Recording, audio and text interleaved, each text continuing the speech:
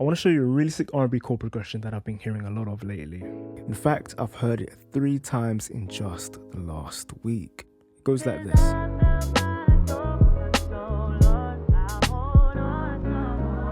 And it's one of my favorite chord progressions, but more importantly, it's an amazing way to end an 8 or 16 bar loop, because we've covered this chord progression before, but not in this way. So I'm going to give you 3 examples, 3 songs that I've heard in the last week that use this chord progression at the end of an 8 or 16 bar loop. And my hopes is that by the end of this video, you have a solid understanding of how you can apply this chord progression in the same way.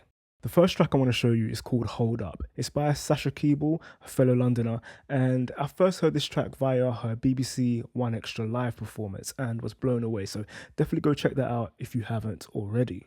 The song has a number of sections, but we hear the chord progression of focus in the intro and chorus. It goes like this.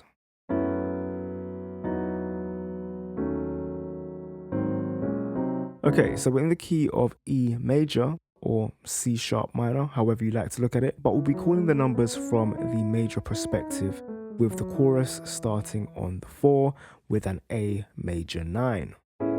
We then move to a G sharp major chord, the major 3, and we just sit on those 2 chords for the first 6 bars. Bar 7 and 8, the end of the chorus, is where we throw in our chord progression of focus.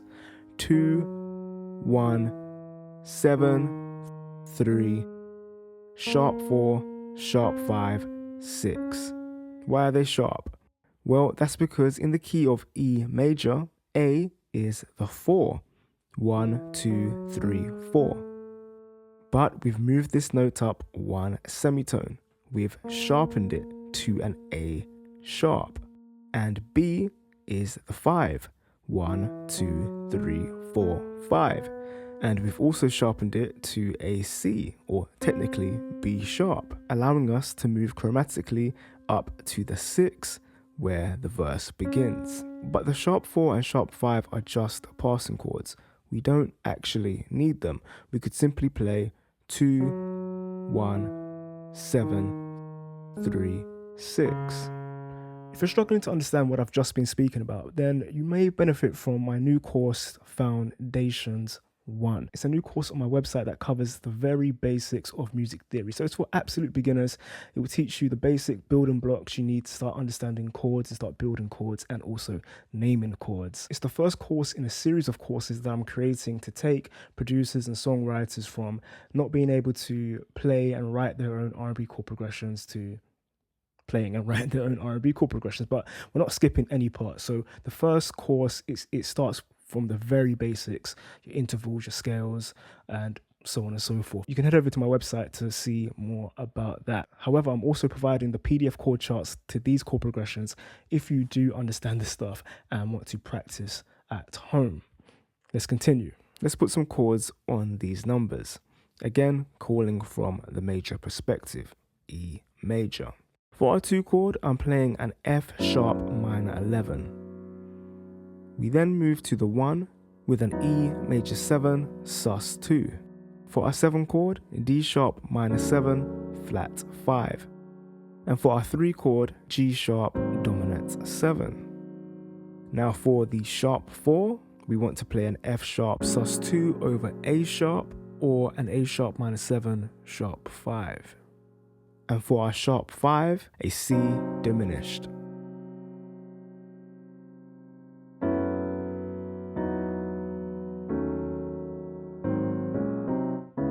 The next song is called Marking My Time. It's by another fellow Brit named Elmiene, and he's one of my favourite artists at the moment. The song goes like this.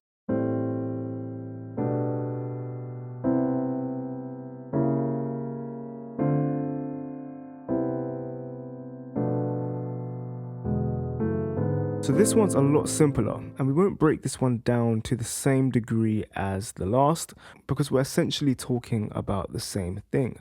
We're in the key of C major or A minor, and again, we're calling the numbers from the major key. So we start this one on the 6, move to the 7, 1, sharpen that 1, and here's where our chord progression of focus begins. 2, 1, 7, 3, 6, and the cycle smoothly repeats. This song doesn't have the sharp 4 and sharp 5 passing chords we explored in the last song on the actual record, but if you visit his Tiny Desk performance, incredible by the way, you'll hear those passing chords, or at least they're implied, and you can definitely hear the melody part of the movement. It's the first song on the performance, so you can't miss it. But the chords. For our 6th chord, we play an A minor 7. For the 7, we could call it a G add 9 over B, or a B minor 7 sharp 5.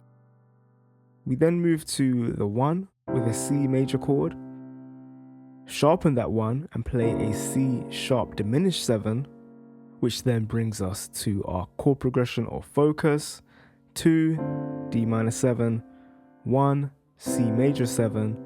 For our 7 chord, we play a B minor 7 flat 5, so the same as last time. And for our 3 chord, we play an E dominant 7, followed by an F sharp minor 7 for our sharp 4, and an E over G sharp for our sharp 5 chord. Great song. Definitely check it out. And remember, if you're struggling with some of these concepts, be sure to check out my Music Theory Foundation course over on my website, link in the description below. The final song is by Mary J. Blige, and it's an old track that I've listened to many a time before, but I was recently on a deep dive of Mary J. Blige. I've been doing that lately, going back to artists of yesteryear, or she's still making music now, but artists from back in the day, and listening to their discography and just trying to find hidden gems. But anyways, I came across this track. It's one of my old favorites, Empty Prayers, that features this chord progression in the bridge. If you've been watching my Building Bridges series, this one is definitely for you, as this one showcases a great example of how you can exit a bridge using this chord progression. It goes like this.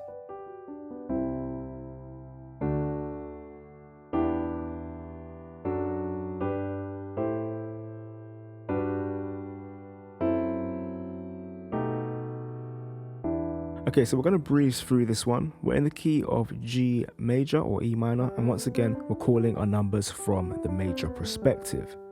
The bridge starts on the 4, 5, 6, 7, 1, and this repeats 3 times before we get to our chord progression or focus. 2, 1, 7, 3, 6. So this one definitely doesn't have the sharp 4 or 5 passing chords, but we could definitely add them if we wanted to. Let's look at some of the voicings I heard when it comes to our chord progression or focus. And we're not going to break this one down because the chords are pretty much the same. A minor 7, G major 7, F sharp minor 7 flat 5. However, the 3 chord, we play a B augmented 7, which sounds really nice, before landing on the 6 as we return to the chorus. But the main takeaway here is its use at the end of a chord progression, transitioning to a new section that begins on the 6. Or it can be the same section, creating a nice loop as we heard in the second song. Cool, so I hope you found this useful. Remember, I created a PDF chord chart for this chord progression if you want to download it and practice. And also, if you're an absolute beginner and you want to learn how to build your chord progressions and you want to understand what it is I'm actually talking about here, then definitely sign up to Foundations 1. If you want to learn how to write R&B bridges similar to that Mary J. Blige bridge, then definitely check out my Building Bridges series. You can check that out right here. I've been Stefan, and as always, happy beat making.